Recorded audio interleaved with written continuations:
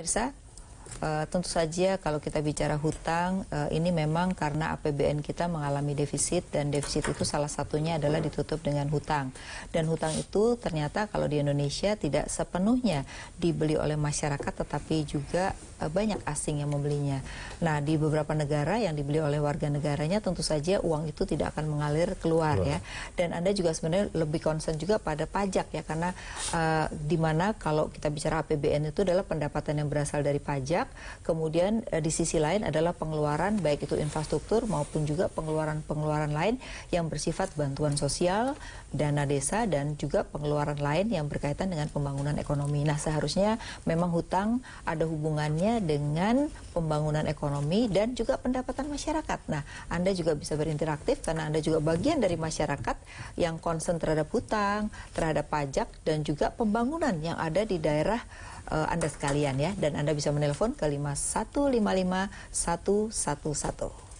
Ya, jadi sebenarnya masyarakat ini berbicara ya, tidak hanya di level intelektual, Pak. Ya. Di warung kopi pun udah bicara tentang hutang, Pak. Ya, betul, betul. Ya, bukan utang sendiri loh, Pak. Utang pemerintah diomongin juga gitu ya. Utang negara. Iya, karena orang kan prinsipnya utang adalah satu adalah kemampuan bayar pastinya. Dimana saya pernah kerja di bank juga, Pak. Jadi kalau di bank itu kemampuan bayarnya dia berapa sih? Kalau dia nggak punya kemampuan bayar, dia nggak akan dikasih utang gitu ya. Nah, problem kita adalah cash flow-nya dilihat ya. Betul. Nah, kalau kita dilihat bahwa wah cash flow-nya emang susah sih, tapi punya sumber daya alam itu dianggap jaminan, Pak. Nah, mereka senang terhadap itu gitu. Tapi bank nggak suka biasanya begitu. Tergantung, Pak. Kalau dia liquid dan juga gampang dijual, harganya tinggi, senang, Pak.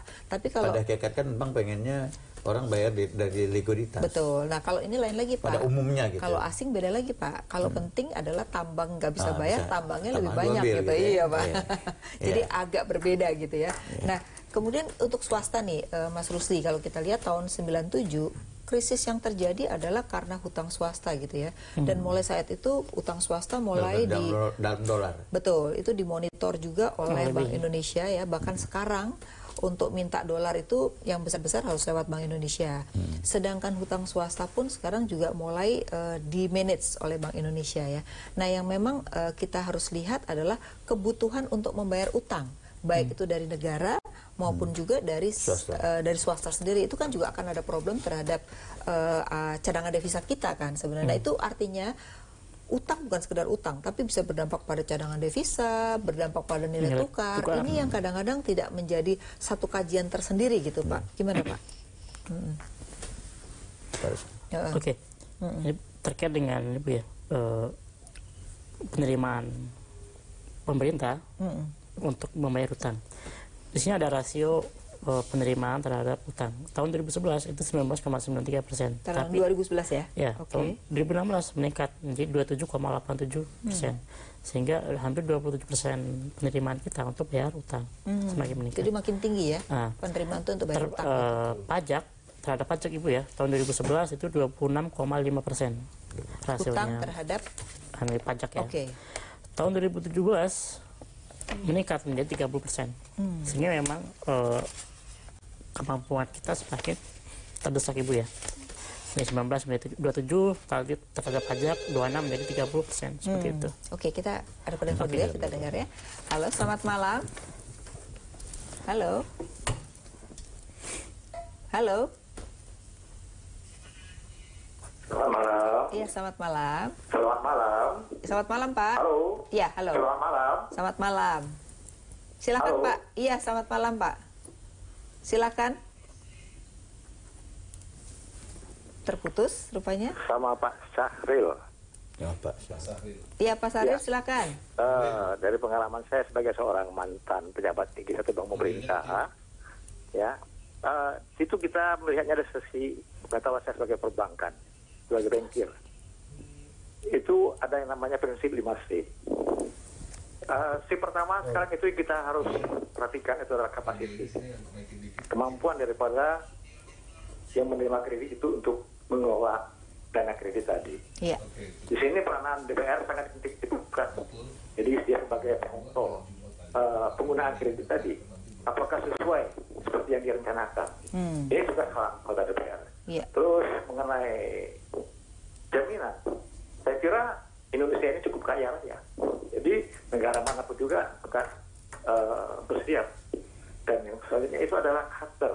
Jadi kita melihat pemerintah kita ini cukup dipercaya, Jokowi ini cukup dipercaya bahwa dia tidak akan menggunakan itu untuk kepentingan kelompoknya, misalnya memperkaya diri alias korupsi begitu. Nah, ini yang sangat perlu diperhatikan. Tapi faktor paling penting sekali bagi saya itu kalau mengenai dana, ya. Setahu saya kita banyak menggunakan punya dana. Itu nganggur. Itu dana pensiun itu. Seperti di Taspen, seperti di Jam Sospek itu dulunya, seperti di Aspek. Itu banyak sekali dananya.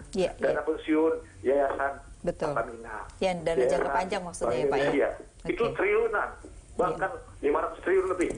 Permasalahan sekarang itu bagaimana dana itu harus kita dimanfaatkan gitu ya. Terus yang saya khawatirkan sekarang itu jangan sampai valuta asing ini, kurs ini dipolitisasi.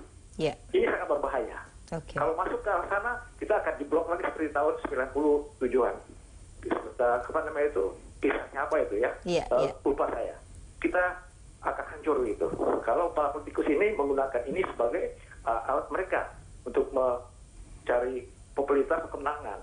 Jadi politisasi daripada valuta asing ini harus dijaga sekali. Baik Pak. Ini paling penting sekali. Terima kasih. Terima kasih Pak Sarir. Ya Pak.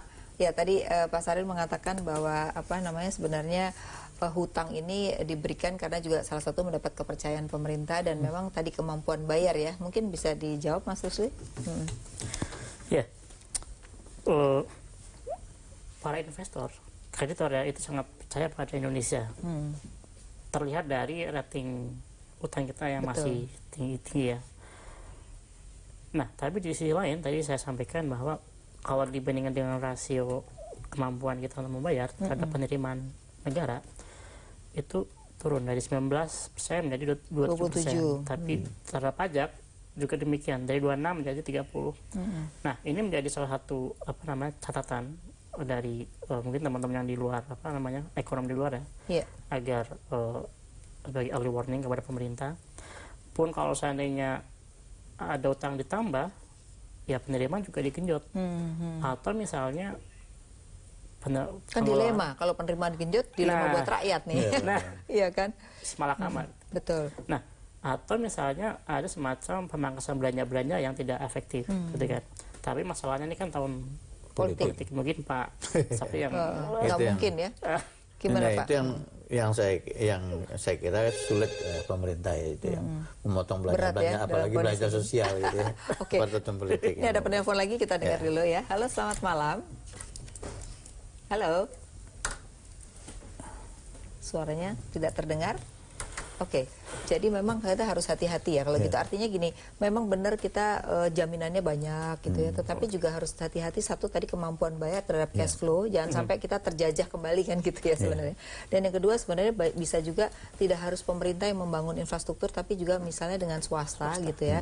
Mungkin swasta itu diberikan pengelolaan tanahnya dalam jangka waktu tertentu, tapi uang dari mereka sehingga itu tidak punya investasi atau tidak punya resiko terhadap pemerintah. Mungkin ini kok nggak pernah dilakukan Pak. Dulu kalau nggak salah usul itu ada dari Pak Rizal Ramli kalau tidak salah. Sekarang yang dibangun memang ada yang tidak bernilai ekonomis ya. Makanya pemerintah harus ikut membangunnya. Kayak jalan tol yang ada di Sumatera. Kan tidak perlu. Misalnya, ada yang di Sumatera kemarin saya turun langsung kami Komisi 11 ke waktu Kunker ke Indralaya, tol Indralaya.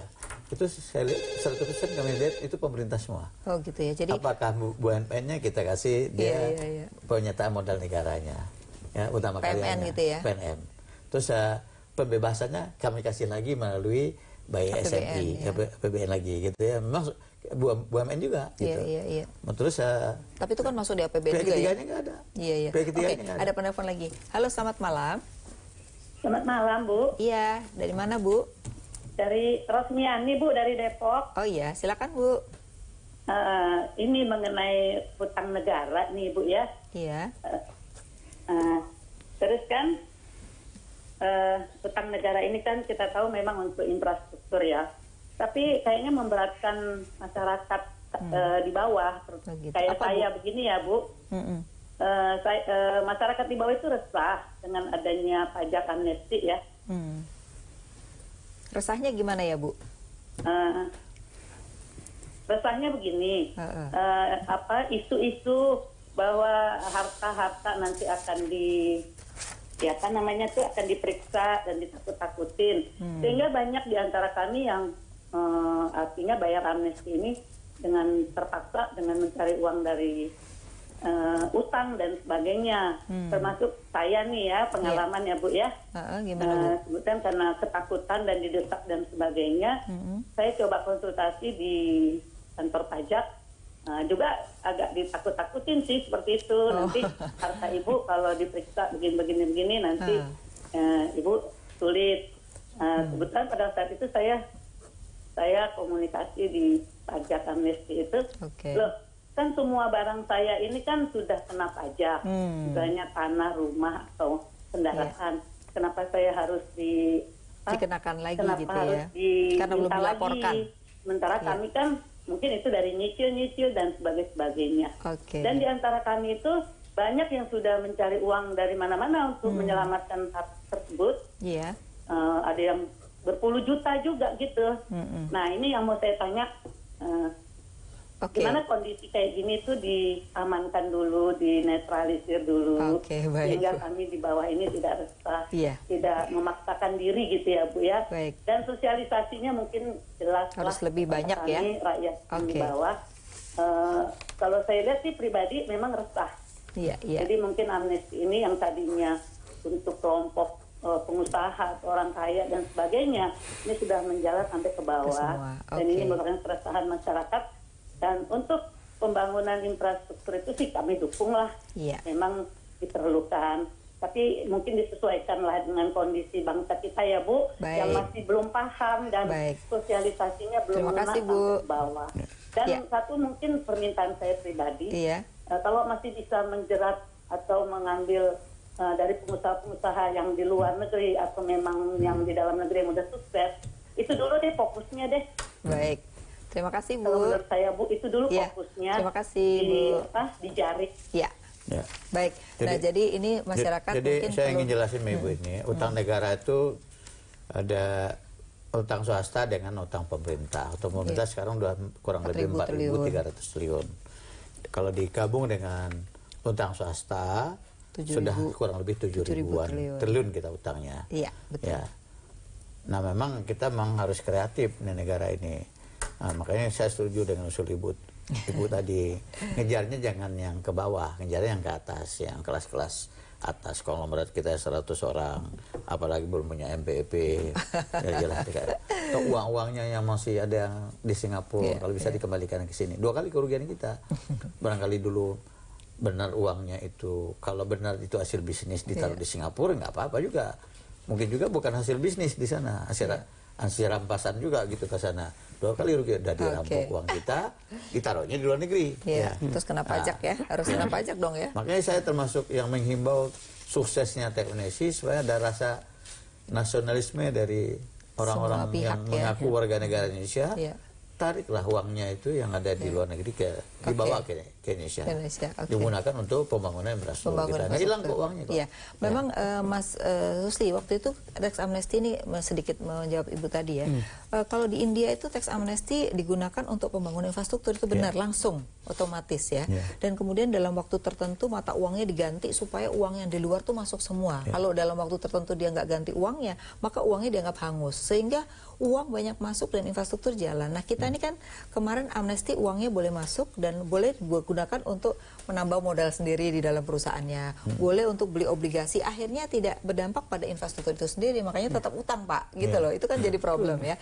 Nah di satu sisi memang sebenarnya masyarakat juga perlu tahu bahwa sebenarnya kalau pajak itu adalah semua warga negara yang pendapatannya di atas 4,5 juta memang harus menjadi wajib pajak gitu. Nah problemnya sekarang baik yang orang kaya maupun yang pendapatannya di atas 4,5 juta itu belum punya NPWP Pak. Jadi mungkin juga rasa keadilan tidak bisa juga kita hanya orang kaya saja, tapi semua warga negara yang di atas 4,5 juta wajib menjadi wajib pajak kan begitu ya Pak ya. Nah ini yang mungkin memang perlu pemerintah lebih banyak sosialisasi agar orang itu tidak takut. Tadi kan kalau kita lihat Ibu Rosiani tadi agak takut gitu ya terhadap apa yang dilakukan oleh pemerintah Pak gitu ya. Wah belum dijawab tapi ada telepon lagi, kita dengar dulu ya. Halo, selamat malam. Ya, halo. Halo. Selamat malam ya, ya. Halo Bu. Dari mana Pak? Riau. Iya, silakan Pak. Dengan Pak siapa? Sama Pak Tiran MS. Oh iya, silakan Pak Tiran. Jadi kami di sini yang kami tanyakan tentang utang negara ini, ya Bu. Yang jadi masalah ini nampaknya ini harga-harga barang masyarakat itu kok murah, Bu. Ini jadi macam mana masyarakat itu mau bayar pajak ke negara? Nah, jadi ini Bu yang kami tanyakan sama bapak-bapak yang ada di depan kami ini. Iya. Perlu ini diapakan lah Pak atau Ibu ya, harga karet ini semakin turun, harga sawit semakin turun di daerah Riau ini. Oke. Jadi kami mohon dengan adanya harga-harga itu naik, jadi kan gampang masyarakat untuk membayar pajak. Oke. Jadi masyarakat pasti akan merasa untuk membayar pajak ini utang negara pun bisa berkurang. Nah, ini tujuan kami Bu. Cuma itu sementara Bu. Terima kasih Pak. Bapak masukannya sangat bagus sekali ya, karena sadar pajak ya Pak ya. Baik, pemirsa jangan kemana-mana karena setelah pariwara berikut ini kami akan kembali untuk Anda untuk menjawab tadi pertanyaan dari Riau sesaat lagi. Ya, Mas.